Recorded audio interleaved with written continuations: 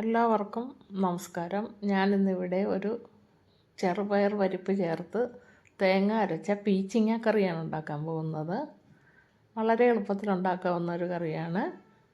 അതിനാവശ്യമായ സാധനങ്ങൾ: ഒരു ചട്ടി ഗ്യാസിൽ വെച്ച് നന്നായി ചൂടായി വരുമ്പോഴേക്കും അതിലേക്ക് 2 സ്പൂൺ വെളിച്ചെണ്ണ ചേർത്ത് കൊടുക്കാം. തേങ്ങ അരച്ച കറി ആയതുകൊണ്ട് വെളിച്ചെണ്ണ ഉപയോഗിക്കുന്നതാണ് നല്ലത്. അതിലേക്ക് എണ്ണ നന്നായി ചൂടായി വരുമ്പോൾ 1 സ്പൂൺ കടുക് ചേർത്ത് കൊടുക്കാം.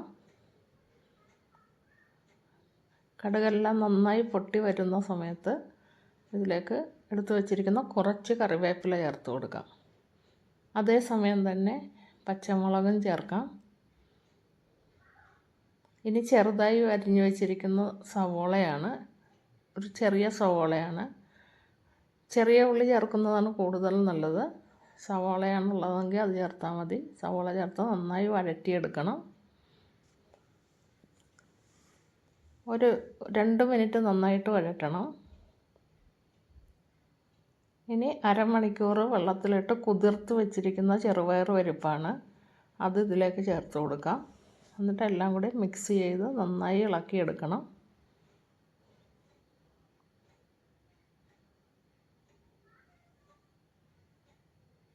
ഇനി ഒരു മൂടി വെച്ച് 2 മിനിറ്റ് നമുക്ക് മൂടി വെച്ച് വേവിക്കാം.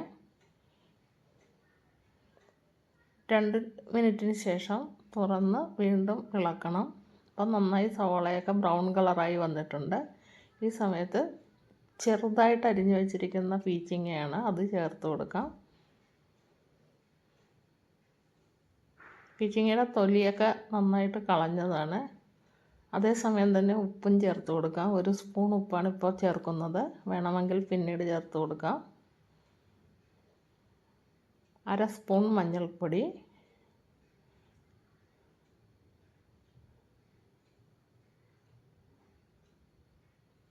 ഇനി നന്നായി ഇളക്കി കൊടുക്കാം.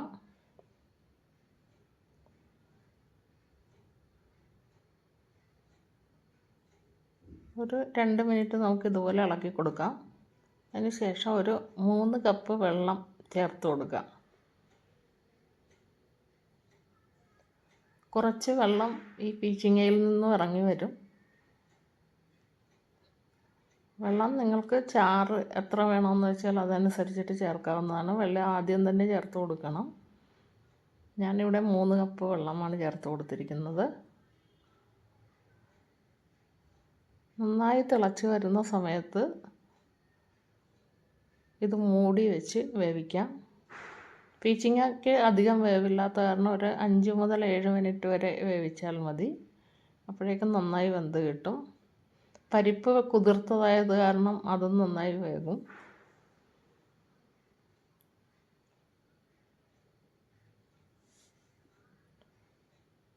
ഒരു 5 മിനിറ്റിന് ശേഷം നമുക്ക് മൂടിയൊക്കെ തുറന്ന് നോക്കാം.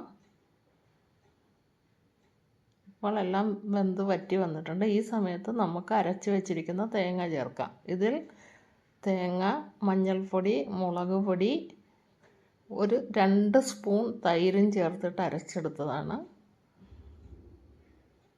അതിന് ശേഷം ഇത് നന്നായി ചേർത്തതിന് ശേഷം നന്നായി ഇളക്കി കൊടുക്കണം.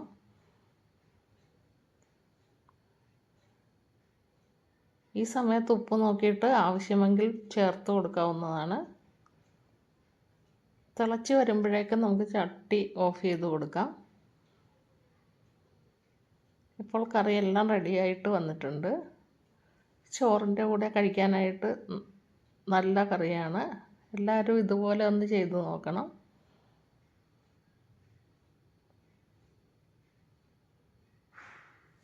Thank you.